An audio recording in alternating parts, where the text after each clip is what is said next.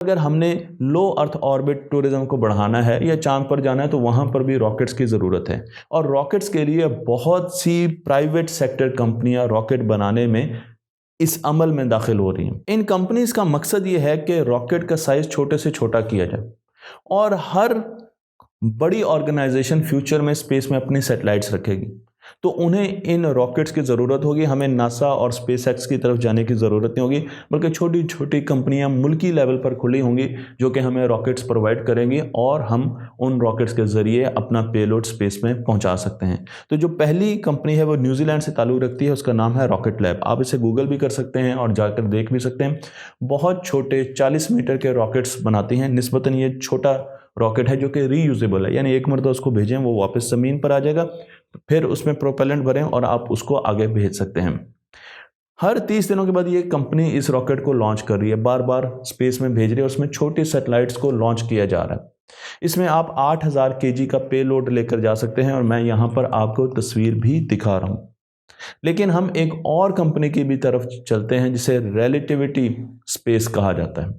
Relativity company भी rockets बना रही है, लेकिन ये रॉकेट ऑटोनोमस मशीन से बन रहे हैं, 3D प्रिंटर से बन रहे हैं, क्योंकि एक रॉकेट बनाने के जो पैसे हैं उनमें 80 से 90% आपकी सर्विसेज होती हैं, मैन लेबर कॉस्ट होती हैं।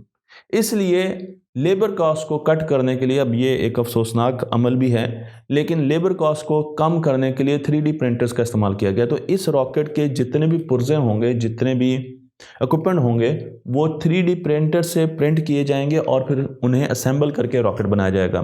इस वक्त इस रॉकेट के बहुत से पुर्जे, बहुत से इक्विपमेंट, पार्ट्स, इंस्ट्रूमेंट्स वो 3D प्रिंटर से बनाए जा चुके हैं, लेकिन अभी तक हमने पूरा रॉकेट असेंबल नहीं किया और वो भी आइंदा कुछ अरसे में असेंबल हो जाएगा। लेकिन क्या रॉकेट को हमेशा फ्यूल के ज़रिए स्पेस में लेकर जाएगा? क्योंकि रॉकेट का साइज़ फ्यूल पर बहुत ज़्यादा मुनहसर होता है।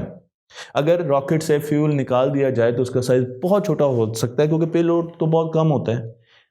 इसी कॉन्सेप्ट पे काम कर रही है स्पिन लॉन्च। स्पिन लॉन्च एक ऐसी कंपनी है जो ये कहती है कि रॉकेट में फ्यूल बहुत कम कर दिया जाए, 10% से भी कम कर दिया जाए और उसे इतने मोमेंटम के साथ थ्रो किया जाए, उसकी काइनेटिक एनर्जी इतनी बढ़ा दी जाए कि वो अपर एटमॉस्फेयर के तक पहुंच जाए और उसके बाद जो फ्यूल है वो उसे ऊपर ले जाए। तो मैं यहाँ पर आपको एक मंजनीक दिखा रहा हूँ, एक कैटापल्ट दिखा रहा हूँ जो कि पहले रॉकेट को एक्सेलरेट कराती है और बहुत ज़्यादा स्पीड्स पर उसको एक्सेलरेट कराते हैं और उसके बाद उसको थ्रो करती है एटमॉस्फेयर में और फिर रॉकेट जहाँ तक जा सकता है उसके बाद फ्यूल उसे ऊपर लेकर जाता है। इससे रॉकेट का साइज़ बहुत छोटा हो जाता है। लेकिन हम सिर्फ रॉकेट इंडस्ट्री की तरफ ही इंटरेस्टेड नहीं हैं, हम और भी बहुत से एक्सपेरिमेंट्स कर रहे हैं और फ्यूचर में हम माइक्रो ग्रेविटी का इस्तेमाल करने जा रहे हैं अपनी टेक्नोलॉजी के लिए। जो स्पेस में सबसे बड़ा फ़ायदा है वो ये है कि वहाँ पर ग्रेविटी नहीं है, तो ज़मीन पर जो चीज़ें हम नहीं कर सकते ग्रेविटी की वजह से वो हम स्पेस में बना सकते हैं। तो हम स्पेस की कंडीशंस का इस्तेमाल करते हुए वहाँ पर मुख्तलिफ़ किस्म की टेक्नोलॉजी इस्तेमाल कर रहे हैं। मैं आपको यहाँ पर एक और कंपनी की तरफ लेके चलता हूँ जो कि ऑर्गन, इंसानी मसनूई ऑर्गन्स बना रही है। इसका नाम है टेकशॉट और इसका काम ये है कि इसने फ्यूचर में आपके ऑर्गन्स को स्पेस में बनाना है, आपके दिल को बनाना है, फेफड़ों को बनाना है। इस वक्त तक हम ज़मीन पर मुख्तलिफ़ किस्म के हिस्से इंसान की बॉडी के, मसलन कान, नाक, वो 3D प्रिंटर से प्रिंट कर चुके हैं। लेकिन 2019 में इन्होंने पहली मर्तबा, इस कंपनी ने 3D प्रिंटर को स्पेस में भेजा ताकि वहाँ पर हम मुख्तलिफ़ किस्म के टिश्यूज़ को प्रिंट कर सकें।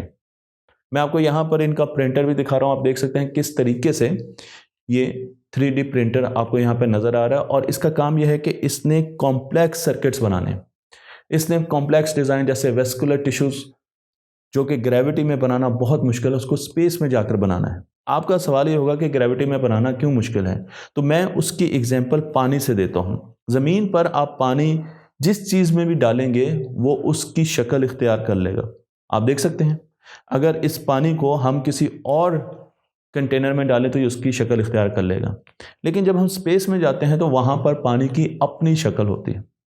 और क्योंकि वहाँ पर ग्रेविटी नहीं है, इसलिए जो स्ट्रक्चर पानी के अंदर मौजूद होते हैं, अगर आप कलर भी कर दें, जो कलर्स मौजूद होते हैं वो इंटरमिंगल, एक दूसरे को मुतासर नहीं करते। ये एक बहुत बड़ी प्रॉपर्टी है कि स्पेस में फोर्सेस बहुत कम होती हैं, इसलिए वहाँ पर कॉम्प्लेक्स स्ट्रक्चर बनाना आसान होते हैं, वहाँ पर लेयर्स बनाना, सेल्स बनाना, टिश्यूज़ बनाना, वहाँ पर स्ट्रक्चर्स बनाना बहुत आसान होते हैं, क्योंकि फोर्स है नहीं और वो एक दूसरे में इंटरमिंगल नहीं हो सकते। इसलिए ये ऑर्गन स्पेस में प्रिंट किए जा रहे हैं। हम चलते हैं एक और ब्रांड की तरफ जो कि स्पेस में बनाया जा रहा है। तो ये सारी फैक्ट्रीज इस वक्त टेस्ट कर रही हैं और मुस्तकबिल में जब मैस प्रोडक्शन होगी तो आपको स्पेस में बहुत सी फैक्ट्रीज ज़मीन के गिर्द घूमती हुई नजर आएंगी। इस केबल का जिसका जिक्र अब मैं करने जा रहा हूँ, ये फाइबर ऑप्टिक की तरह की एक केबल है जिसे जी प्लान कहा जाता है।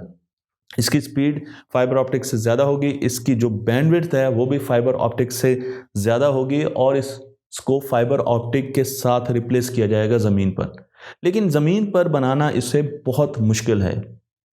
माइक्रोग्रेविटी में स्पेस में बनाना आसान है और इसीलिए अब हम इसे स्पेस में बना रहे हैं और वहीं पर इसे टेस्ट कर रहे हैं ताकि उसके बाद हम ज़मीन पर लाएं, इसकी टेस्टिंग करें ज़मीन पर और फिर इसकी मैस प्रोडक्शन की तरफ जाएं। तो मुस्तकबिल की इंडस्ट्री स्पेस में लगेगी, रॉ प्रोडक्ट्स ज़मीन से स्पेस में जाएंगे। आपको ये हैरानी होगी बात सुनकर, लेकिन आज से 10 साल बाद ये काम शुरू हो जाएगा, बल्कि शायद उससे पहले ही जो पहली फैक्ट्री है वो स्पेस में जाने वाली है, जो कि मैं अभी आपको बताने जा रहा हूँ। तो रॉ प्रोडक्ट ज़मीन से जाएगा स्पेस में, वहाँ पर मैन्युफैक्चरिंग होगी और मैन्युफैक्चरिंग के बाद आपके पास जो फाइनल प्रोडक्ट है वो दोबारा ज़मीन पर आएगा। तो आपका फिर सवाल होगा कि वो कौन सी फैक्ट्री है जो कि स्पेस में लगने जा रही है। तो एक छोटी फैक्ट्री तो इस वक्त भी स्पेस में मौजूद है, जिसे इंटरनेशनल स्पेस स्टेशन कहा जाता है। इंटरनेशनल स्पेस स्टेशन में बहुत सी रिसर्च हो रही है, लेकिन उसके साथ साथ बहुत सी मैन्युफैक्चरिंग भी हो रही है। लो अर्थ ऑर्बिट का ये स्पेस स्टेशन है जो कि अपनी उम्र तकरीबन गुजार चुका है और 2028 में इसने रिटायर हो जाना है। इसके थ्रस्टर्स को बंद कर दिया जाएगा। थ्रस्टर्स के ना होने की वजह से ये आहिस्ता आहिस्ता ज़मीन के ऑर्बिट की तरफ आएगा और फिर ज़मीन की एटमॉस्फेयर में जैसे ये दाखिल होगा, फ्रिक्शन की वजह से इसको आग लग जाएगी और ज़मीन के अपर एटमॉस्फेयर में ही ये ख़त्म हो जाएगा, क्योंकि इसका साइज़ बहुत ही छोटा है। लेकिन इसको रिप्लेस करेगा एक नया स्पेस स्टेशन जिसे एक कंपनी बना रही है जिसका नाम है एक्सियम। एक्सियम स्पेस स्टेशन इस वक्त बन रहा है और कमर्शियल कंपनी इसको बना रही है। इसका मतलब ये है कि ये बहुत सस्ता बनाया जाएगा, इसकी ऑपरेटिव कॉस्ट बहुत कम होगी, इसको स्पेस में रखना ज़्यादा सस्ता होगा और उसके साथ साथ अभी तक हमें ये पता है कि ये 2025 में लॉन्च कर दिया जाएगा। तो जब ये 2025 में लॉन्च किया जाएगा तो इंटरनेशनल स्पेस स्टेशन के साथ जाकर इसको हुक किया जाएगा और इसके नए मॉड्यूल आहिस्ता आहिस्ता जुड़ते जाएंगे। तो ये इंटरनेशनल स्पेस स्टेशन जिसने 2028 में वापस आ जाना, उसके साथ हुक होकर और नए मॉड्यूल्स जुड़ते रहेंगे और जब 2028 में इंटरनेशनल स्पेस स्टेशन ने वापस आना है तो उसको खोलकर ज़मीन पर ले आ जाएगा, जहाँ पर वो जल जाएगा, ख़त्म हो जाएगा। लेकिन एक्सियम स्पेस स्टेशन अब पूरा एक स्ट्रक्चर बन चुका है जो कि स्पेस में ISS को रिप्लेस कर देगा। क्योंकि कमर्शियल कंपनी इसे डिज़ाइन कर रही है, इसलिए इसका मेन मकसद ये है कि हमने टूरिज़्म की तरफ लेके जाना है। मैं आपको यहाँ पर इसकी तस्वीर भी दिखा रहा हूँ। 55 मिलियन अमेरिकी डॉलर 20 दिन के लिए इसका किराया होगा। तो अगर आपने 20 दिनों के लिए स्पेस में जाना है तो आपके पास फ़िलहाल 55 मिलियन डॉलर होने चाहिए। उसके साथ साथ इसमें R&D सेंटर बनाए जाएंगे, इस पर रिसर्च की जाएगी, एक छोटी सी यूनिवर्सिटी बनाई जाएगी जो कि रिसर्च एंड डेवलपमेंट करेगी। मुख्तलिफ़ किस्म के एक्सपेरिमेंट्स किए जाएंगे जो कि माइक्रोग्रेविटी में करना ज़रूरी है।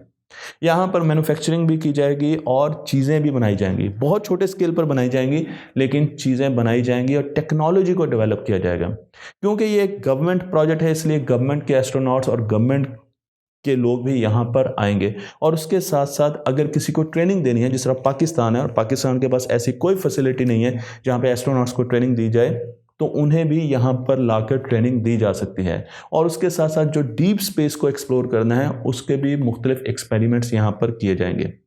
मैं आपको लेकर चलता हूँ अब स्पेस एक्स की तरफ, इलॉन मस्क की तरफ और उनकी कंपनी स्टारलिंक, जो कि हमें फ्यूचर का इंटरनेट देने जा रही है।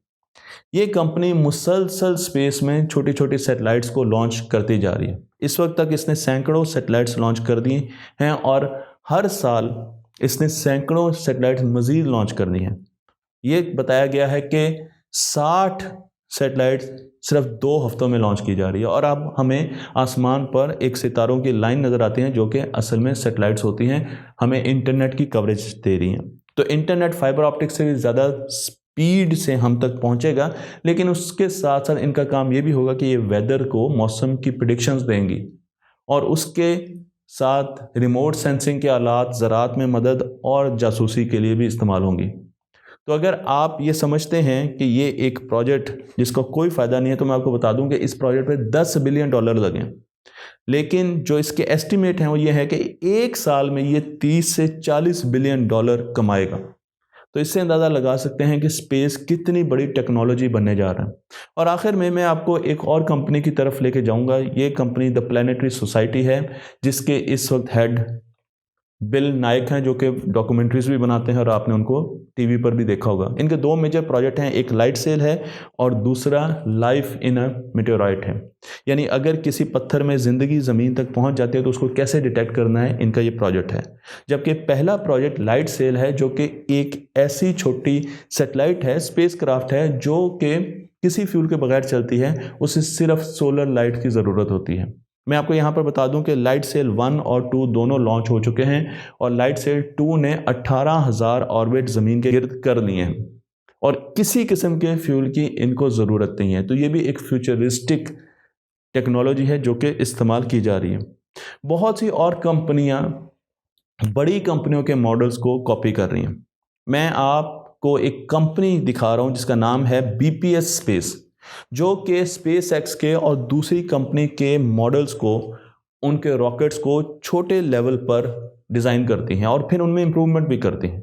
फिर अपना YouTube चैनल बनाती हैं, उस पर लोगों को दिखाती हैं कि स्पेस एक्स ने ये कैसे डिज़ाइन किया और इसमें कैसे बेहतरी की जा सकती है। तो एक किस्म की R&D चल रही है और छोटे छोटे घरों में, दुकानों में, शॉप्स में ये R&D हो रही है। तो स्पेस की टेक्नोलॉजी फ्यूचर की टेक्नोलॉजी है और इसमें बहुत ज़्यादा पैसा मौजूद है। अभी मैंने इस वीडियो में आपको ये नहीं बताया कि स्पेस में जो माइनिंग होगी वो ट्रिलियंस ऑफ डॉलर्स तक पहुंचेगी सिर्फ एक रॉक में। तो एक रॉक को जो आप माइन करेंगे फ्यूचर में स्पेस में, तो उसमें आपको ट्रिलियंस ऑफ डॉलर्स मिलेंगे। तो स्पेस फ्यूचर है, इसलिए हमें ये सोचना नहीं चाहिए कि स्पेस पढ़ के हमें क्या फ़ायदा हो रहा है और इससे इंसान को क्या फ़ायदा होगा, क्योंकि फ्यूचर की टेक्नोलॉजी, फ्यूचर की इंडस्ट्री, फ्यूचर का मेडिकल, फ्यूचर के तमाम एस्पेक्ट स्पेस से किसी ना किसी तरीके से कनेक्टेड होंगे।